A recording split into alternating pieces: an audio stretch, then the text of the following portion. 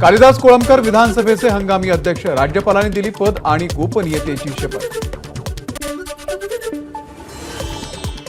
नवनिर्वाचित आमदारांच्या शपथविधीसाठी 7 ते 9 डिसेंबरच्या दरम्यान विशेष अधिवेशन, तर 9 तारखेला विधानसभा अध्यक्षांची निवड। फडणवीसांची माहिती। भाजप 18 ते 20 मंत्रिपद आपल्याकडे ठेवण्याची शक्यता, शिवसेनेला 12 ते 13, अजित पवारांना 8 ते 10 मंत्रिपद मिळणार असल्याची सूत्रांची माहिती। शिवसेनेच्या मंत्रिमंडळामध्ये यंदा मोठे बदल होण्याची शक्यता, दोन्ही निवडणुकीमध्ये केलेलं काम, पक्ष संघटनेच्या वाढीसाठी दिलेलं योगदान आणि प्रचारामध्ये किती साथ दिली यावरूनही मंत्रिपद दिली जाण्याची शक्यता।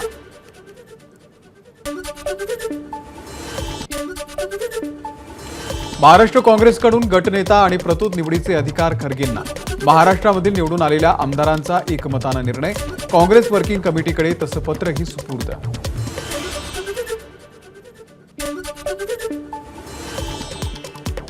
राष्ट्रवादी काँग्रेस शरदचंद्र पवार पक्षाच्या संसदीय समितीची 10 डिसेंबरला बैठक, देशभरातील पक्षाचे वरिष्ठ नेते राहणार उपस्थित, पक्षांतर्गत बदल, पक्षाच्या रणनीती संदर्भात या बैठकीमध्ये होणार चर्चा।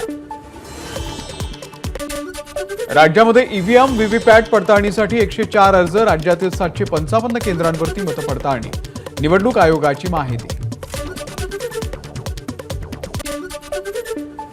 नव्या वर्षाच्या पार्श्वभूमीवरती एफडीए कडून हॉटेल्सची तपासणी केली जाणार, निकृष्ट अन्न पदार्थांचा पुरवठा होऊन दुर्घटना घडू नये यासाठी एफडीएच्या मार्फत विशेष तपासणी मोहीम।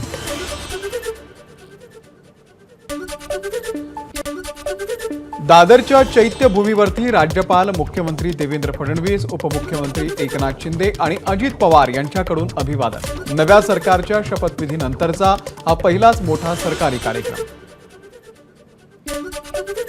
ज्येष्ठ अर्थतज्ञ डॉक्टर नरेंद्र जाधव यांच्या पुस्तकाचं प्रकाशन, मुख्यमंत्री देवेंद्र फडणवीस, उपमुख्यमंत्री एकनाथ शिंदे, उपमुख्यमंत्री अजित पवार यांच्यासह राज्यपालांच्या हस्ते प्रकाशन। उपमुख्यमंत्री अजित पवारांनी सिद्धिविनायकाचं दर्शन घेतलं, काल शपथविधीच्या आधी फडणवीसांनीही घेतलं होतं सिद्धिविनायकाचं दर्शन।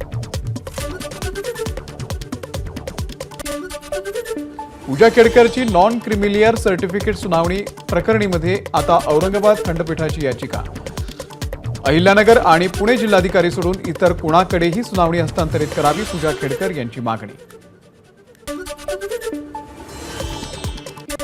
पश्चिम रेल्वेनं विना तिकीट प्रवाशांकडून केला 93 कोटींचा दंड वसूल, एप्रिल ते नोव्हेंबरच्या दरम्यान केली कारवाई।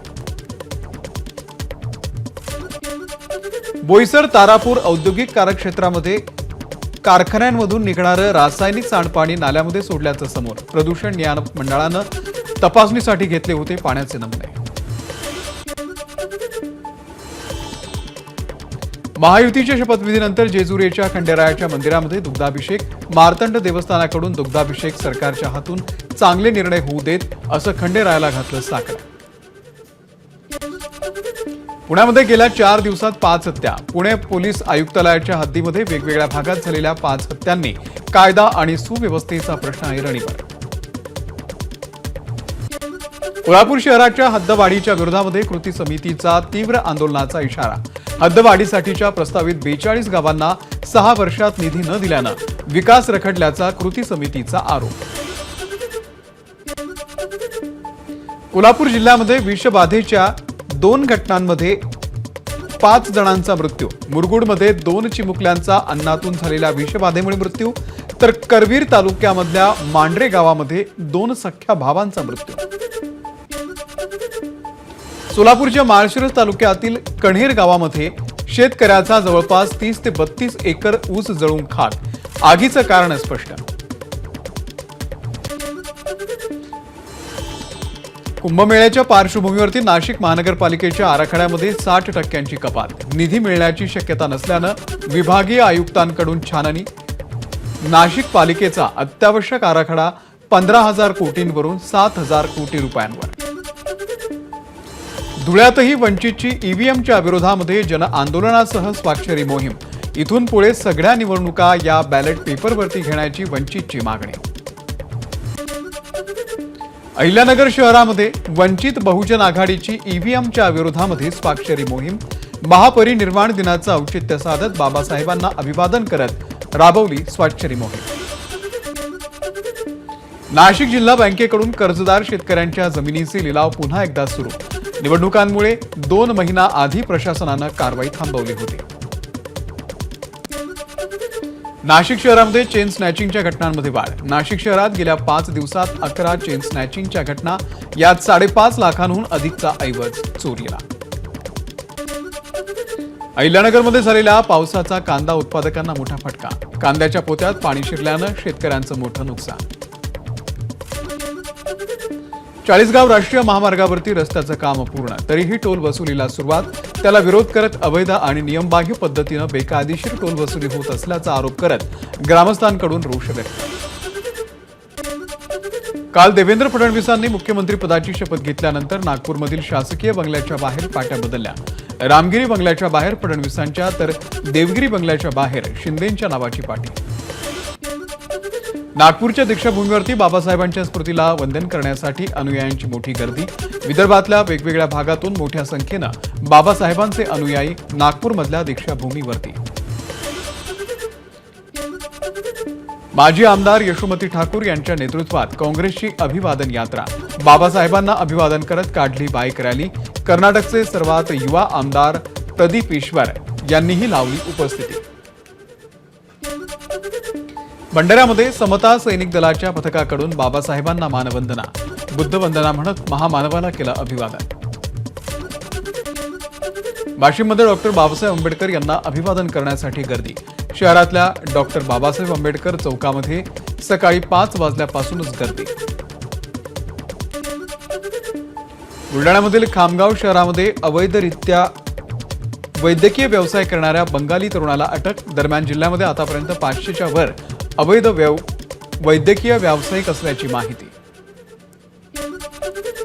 वाशिममध्ये हळदीच्या दरात पुन्हा एकदा तेजी. रिसोड बाजार समितीमध्ये हळदीच्या दरानं 14,000चा टप्पा गाठला. वर्धा जिल्ह्यामध्ये आतापर्यंत 76,000 हेक्टर क्षेत्रामध्ये रब्बी पिकाची पेरणी. सरासरीच्या तुलनेमध्ये रब्बी पिकांच्या लागवड क्षेत्रामध्ये वाढ. छत्रपती संभाजीनगरमध्ये तांदूळापासून साकारले बाबासाहेबांचे रेखाचित्र. त्यासाठी 3 टन तांदूळांचा वापर. 30 मुलांच्या टीमनं 24 तास काम करत साकारलं रेखाचित्र. सांगलीमध्ये पुष्पा 2 या चित्रपटाचे शो हाऊसफुल. त्यामुळे तिकीट मिळत नसल्यानं तिकीट खिडकीवरती दगडफेक. सांगलीच्या जत तालुक्यातल्या ग्रामीण भागातली घटना. छत्रपती संभाजीनगरमध्ये थंडीमुळे 4थी पर्यंतच्या शाळांच्या वेळेमध्ये बदल.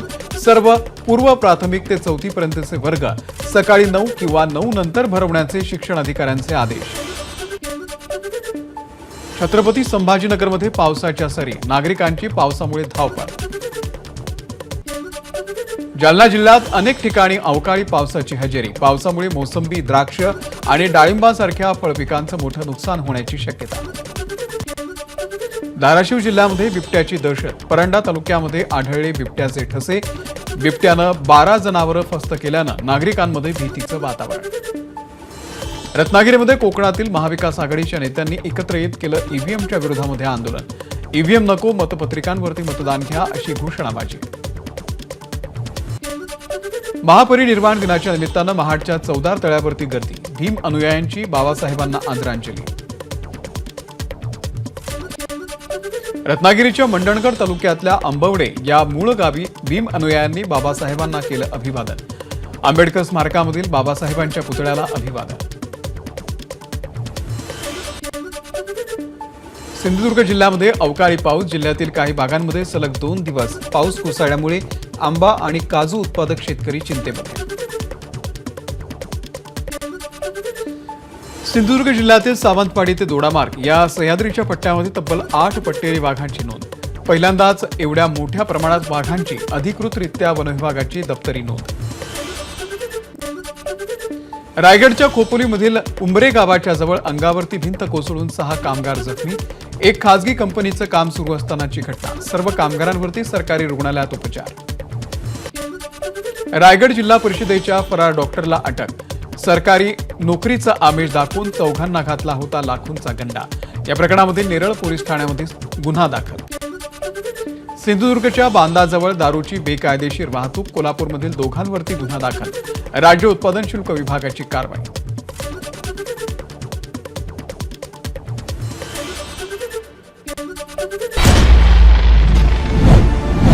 महानिकाला दिवशी सर्वाधिक पाहिलेलं चॅनल